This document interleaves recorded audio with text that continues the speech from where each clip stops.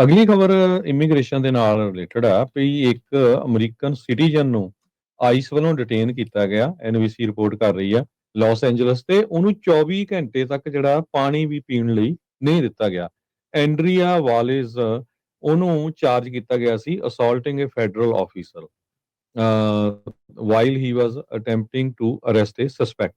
ਤੁਹਾਨੂੰ ਪਤਾ ਹੀ ਹੈ ਪਿਛਲੇ ਸਮੇਂ 'ਚ ਬਹੁਤ ਸਾਰੇ ਪ੍ਰੋਟੈਸਟ ਹੋਏ ਸੀ, ਕੁਝ ਲੋਕ ਪ੍ਰੋਟੈਸਟ ਕਰਦੇ ਸੀ ਤਾਂ ਧੱਕੇ ਦੇ ਨਾਲ ਆਈਸ ਵਾਲਿਆਂ ਨੇ ਕਈ ਲੋਕਾਂ ਨੂੰ ਅਰੈਸਟ ਵੀ ਕਰ ਲਿਆ ਸੀ, ਚਾਹੇ ਉਹ ਸਿਟੀਜ਼ਨ ਵੀ ਸੀਗੇ, ਚਾਹੇ ਉਹ ਕਿਸੇ ਤਰ੍ਹਾਂ ਦਾ ਕੋਈ ਫਿਜ਼ੀਕਲ ਆਲਟਰੇਸ਼ਨ ਵਿੱਚ ਨਹੀਂ ਇਨਵੋਲਵ ਸੀਗੇ, ਪਰ ਉਹਨਾਂ ਨੂੰ ਫੜ ਲਿਆ ਗਿਆ। ਆਪਾਂ ਤੁਹਾਡੇ ਨਾਲ ਸਟੋਰੀ ਸਾਂਝੀ ਕੀਤੀ ਸੀ ਕਿਸ ਤਰ੍ਹਾਂ ਇੱਕ ਲਾਸ ਐਂਜਲਸ ਏਰੀਆ ਦਾ ਪੀਐਚਡੀ ਦਾ ਜਿਹੜਾ ਸਟੂਡੈਂਟ ਸੀਗਾ ਜੌਬ ਗਰਸੀਆ, ਉਹਨੂੰ ਅਰੈਸਟ ਕਰਕੇ ਲੈ ਗਿਆ ਸੀ। ਹੁਣ ਉਹਨੇ $1 ਮਿਲੀਅਨ ਦਾ ਜਿਹੜਾ ਆ ਲਾਸਟ ਸੂਟ ਫਾਈਲ ਕੀਤਾ ਹੈਗਾ ਆ। ਇਹ ਹੋਮ ਡੀਪੂ ਦੇ ਸਾਹਮਣੇ ਜਿਹੜਾ ਵਾਪਰਿਆ ਸੀਗਾ।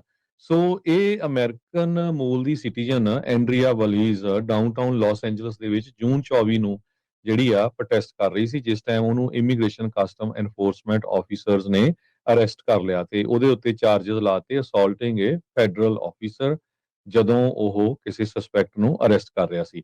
ਡਿਪਾਰਟਮੈਂਟ ਆਫ ਜਸਟਿਸ ਨੇ ਬਾਅਦ ਦੇ ਵਿੱਚ ਉਹ ਕੇਸ ਡਿਸਮਿਸ ਵੀ ਕਰ ਦਿੱਤਾ ਤੇ ਕੋਈ ਉਹ ਜਵਾਬ ਨਹੀਂ ਦੇ ਰਿਹਾ ਕਿਸੇ ਵੀ ਨਿਊਜ਼ ਆਊਟਲੈਟ ਨੂੰ। ਸੋ ਹੁਣ ਤੁਸੀਂ ਦੇਖੋ ਵੀ ਅਮਰੀਕਨ ਸਿਟੀਜ਼ਨ ਨੂੰ ਵੀ ਜਿਹੜਾ ਅਰੈਸਟ ਕੀਤਾ ਗਿਆ, ਜਿਹੜਾ ਕਿ ਉਹਦਾ ਹੱਕ ਹੈਗਾ ਆ ਪ੍ਰੋਟੈਸਟ ਕਰਨਾ। ਹਾਲਾਂਕਿ ਉਹਦੇ ਚਾਰजेस ਗਲਤ ਲਾਏ ਸੀ, ਬਾਅਦ ਚ ਫਿਰ ਡ੍ਰੌਪ ਵੀ ਕਰ ਲਿਆ ਵੀ ਹਾਂ ਨਹੀਂ ਇਦਾਂ ਦੀ ਗੱਲ ਨਹੀਂ ਹੋਈ ਹੈਗੀ। ਸੋ ਇਹ ਜਿਹੜੀ ਉਹਨੇ ਦੱਸਿਆ ਵੀ ਮੈਨੂੰ 24 ਘੰਟੇ ਤੱਕ ਅਰੈਸਟ ਰੱਖਿਆ ਤੇ ਪਾਣੀ ਦੀ ਬੋਤਲ ਵੀ ਪੀਣ ਲਈ ਨਹੀਂ ਦਿੱਤੀ ਗਈ ਹੈਗੀ। ਸੋ ਇਹ ਸਾਰਾ ਕੁਝ ਜਿਹੜਾ ਆ ਲਾਸ ਐਂਜਲਸ ਦੇ ਵਿੱਚ ਵਾਪਰਿਆ।